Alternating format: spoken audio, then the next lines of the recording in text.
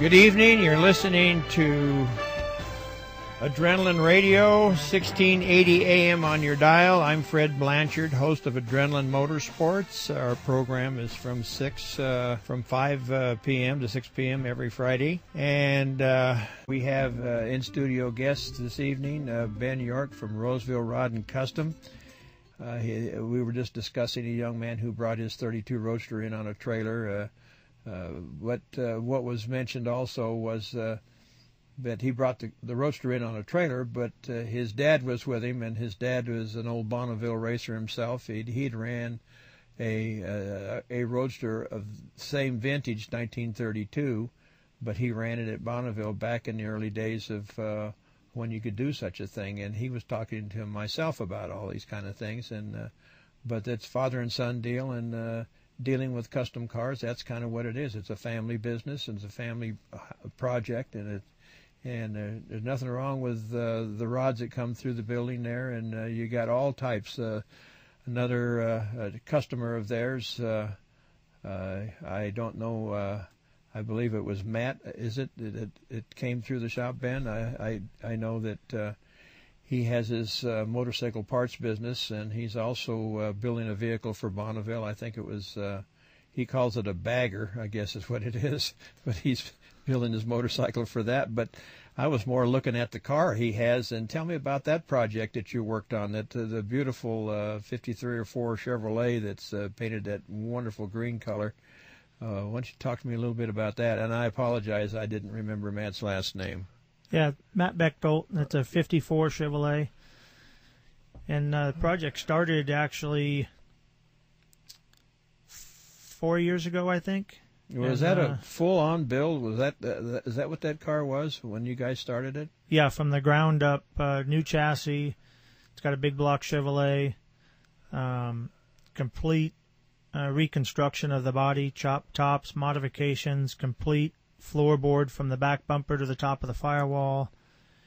The car took 2.5 years to build, and it's back in now for some rework of a few things. But he's very particular from what I could see, and I had met Matt before, but again, I didn't know Matt's last name. But the thing is that he to me a fanatic for detail. He wants to change one thing, or this needs polish, or this needs something that he likes to work on, or he wants this changed, or a gauge changed, and so it sounds like to me when you create a customer in your kind of business that they keep on coming back for little things, and that's what I'm seeing and what you've generated there, and that's to me pretty difficult to do. But continue on with your build on the car. That was a very interesting project. Yeah, it's one of the bigger projects that we've done in the shop over the years. It's got just a ton of man hours in every piece of the car has been customized or made from scratch. Things like the factory 54 grill where it meets into the fenders has a piece of the grill that has parking lights in it. And at first we started off to downsize the parking lights and recreate them at about a third the size. So it looked like a 54, but it looked better. We got, probably 80 hours into the parking lights and making them smaller. We had bezels CNC machined, and when we got it mocked up on the car, we decided that, we didn't like that either, so we ended up scrapping the whole end of the grill on each side and hand fabricated a piece out of sheet metal. How much of this work do you send out? And it doesn't look like to me you send too much out. It looks like to me that you do an awful lot of in-house construction or fabrication. Is that correct, or is that just an observation of mine? We send out upholstery and the chrome plating. Just about everything else we do in-house. That car had one-off wheels on it. We had those made. Well, that was the first thing I noticed. That I never saw a wheel kind of like what was on this particular car. And the other thing I saw was, I'm not belittling cars that go up and down with hydraulics, but this car does that very thing, and which was another part of it, a car, which is something that seemed like to me was an engineering project in itself.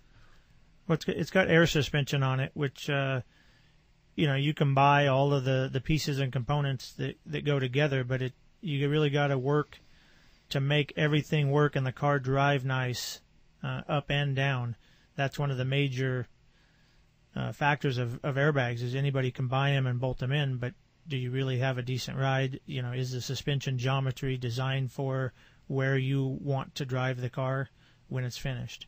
Who does all the calculations and figuring on all these projects? Are you directly involved, or is it part of your staff, or you do it jointly with them? Talk to me a little bit about that. It's really a group effort, starting with the customer. They give their ideas of what they envision their car to be, and usually they go directly to me with those ideas, and I come up with some ideas off of their concept. It's really a team effort of everybody in the shop to kind of bounce ideas off each other, because sometimes you think you got a good idea and you put it out there to everybody else and they look at you like you're from a different planet. So it really helps to have a group of minds involved. Well, one of the things also is that how deep do you go? Now, I went back to your fabrication side of your shop, and I saw sitting on a steel table was a complete frame there that, if I'm not mistaken, something like this was shown in a magazine. Why don't you talk to me a little bit about that, as to how far you'll go to satisfy a customer requirement or need or what have you? Does it look like to me a frame like this does not exist on the planet unless you create it, and that's one of the things I wanted to ask you about. How did that get put together?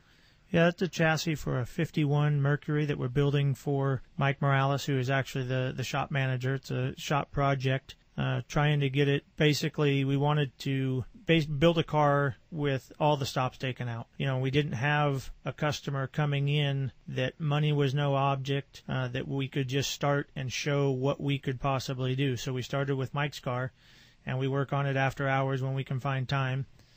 And we basically started with a CAD drawing of flat plate that was laser cut out and then hand bent and put together to make all four sides of the frame rails, cross members flowing into each other. So when you look at it from the top or the bottom, there is no intersections of one frame rail hitting another. They all swoop together. They're all designed for style and for strength, and it's completely TIG welded up, all four corners of all the pieces, complete front cross member. We machined our own aluminum A-arms, 4 bars for the back. We took a 9-inch Ford rear end housing.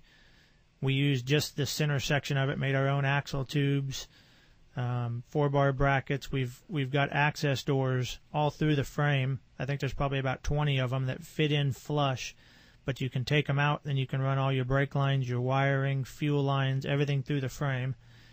And we wanted to show that you could have adjustable suspension in a different way than an airbag, so we took torsion bars, and we have put electric rams on a torsion bar stop, so we can adjust the stop of the torsion bar. It'll raise the same height as an airbag system, top to bottom, with the spring rate never changing.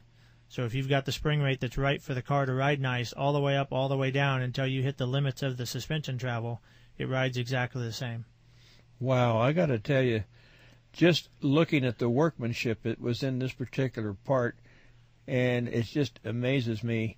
And all of this is done with the equipment that you have, and I noticed that you find equipment only found in heavy-duty sheet metal shops, such as brakes and shears and huge bandsaws, metal-cutting bandsaws, and grinders and sanders and all kinds of devices there. It's just amazing, and I can see just the magnitude of what you guys need to have in order to produce a part of that kind.